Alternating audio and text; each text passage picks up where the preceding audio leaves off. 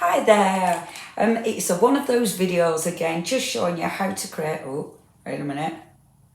Do you know what? By 10th one of these, it'll be spot on. How to create a gorgeous image using one of our stamp sets. So this is a Forest of Shadows, and it's called Glad Midsummer. Let's get stamping.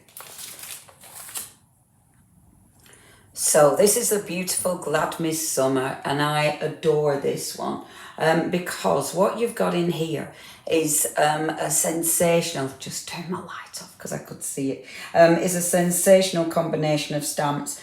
I've given you an A4 stamp set because I wanted you to have lots of options. I adored these flowers, but I thought if I only give you this, it restricts you. But in order to recreate the artwork that our artist, a Forest of Shadows, has done, it's easier to have that. But then I thought, but I want all the separate stamps so you can do all sorts. So that's why it's A4, because otherwise they'd have to be smaller, and it ends up costing a lot of money, doesn't it, to get quite a lot of stamps. And this way, having A4, you can fit more stamps on. So that's why it's an A4 stamp. Right, to create this one, to get that look, I'm going to start with that stamp. Now, so it's this full arch, okay? So let's take my stamping platform. I'm using the stamping platform because if anything goes wrong, then at least I can go back in. You can hear me peeling the stamp off.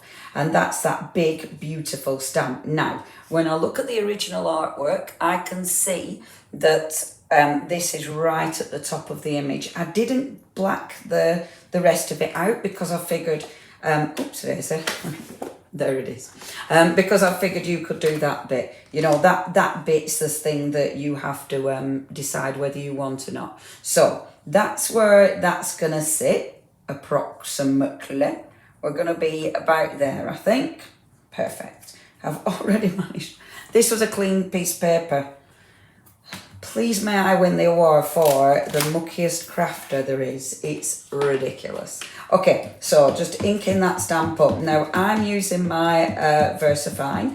I love my VersaFine Claire's because it's a really nice ink pad for getting detail.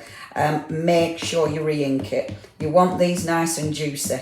If not, then it can be tricky getting that perfect print. I'm doing it in black, but I tell you what, this would look nice in like in browns and things because it's so natural. You know, it's got a beautiful, beautiful sort of autumn feel to it. Now, with this stamp, this one, can you see I've cut the flower off? Because to get her to sit there perfectly, that flower is chopped off, as is this one. Whereas on the other stamp, the big one, I've put the full flower in, and then I've give you extra stamps so you can mat and layer. Isn't that beautiful? The detail is sensational. And this is quite, I mean, it's a big old stamp. There's lots of detail going on. So hopefully you'll have loads of fun with this one. And I mean, you could use anything with this. It doesn't have to be the lady.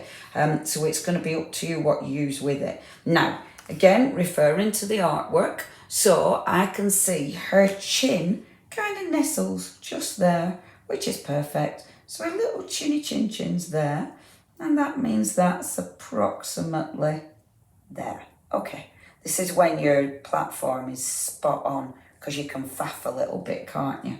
Okay, and it's really handy having the platform because, again, this is a detailed stamp. So oh, it's brand new as well. Did you see it sticking to the card then?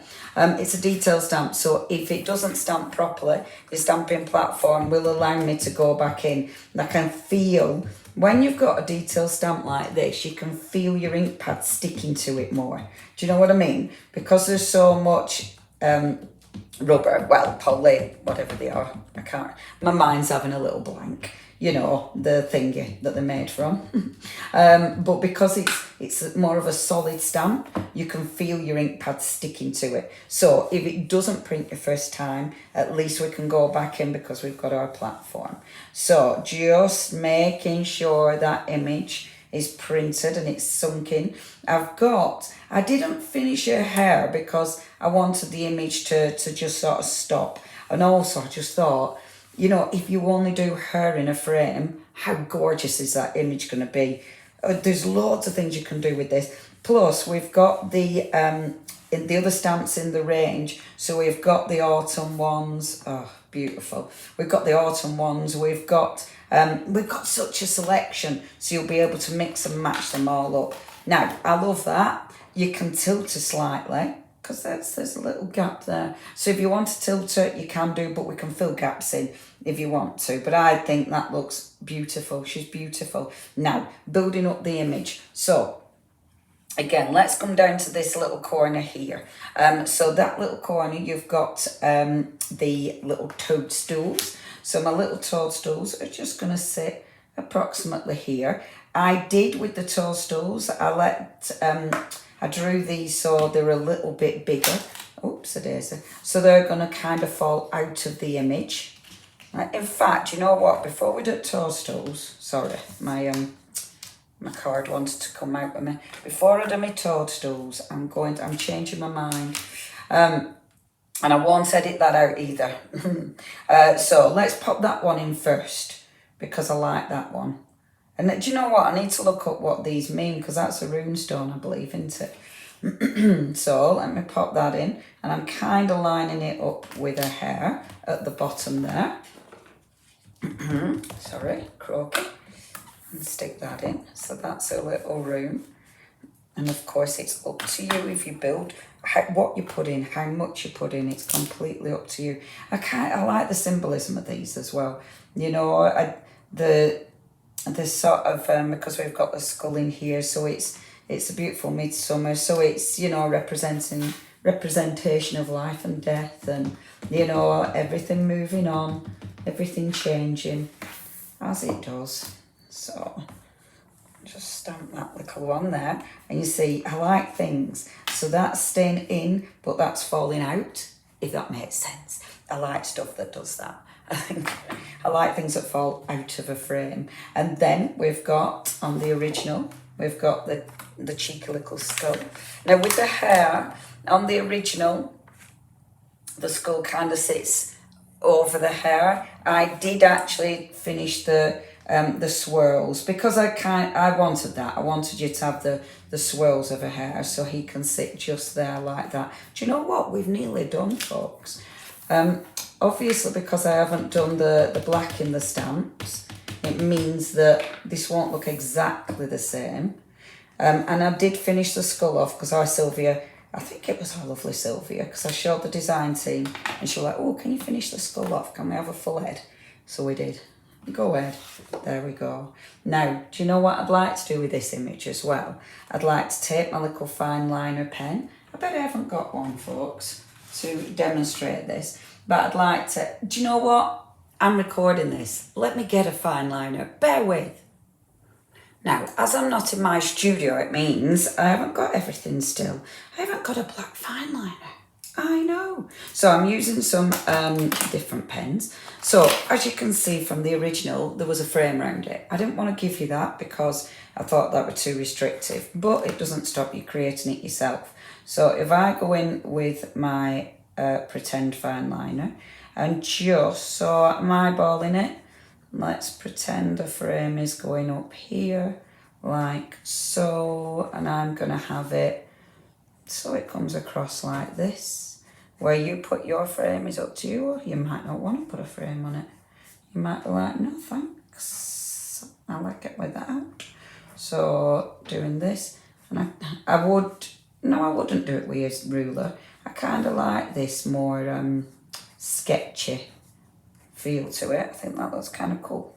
Obviously black would be preferable rather than a glittery purple, but you know, we can't all have everything.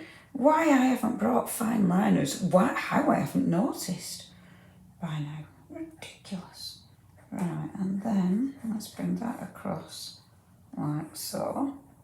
Sketchy lines are great, aren't they?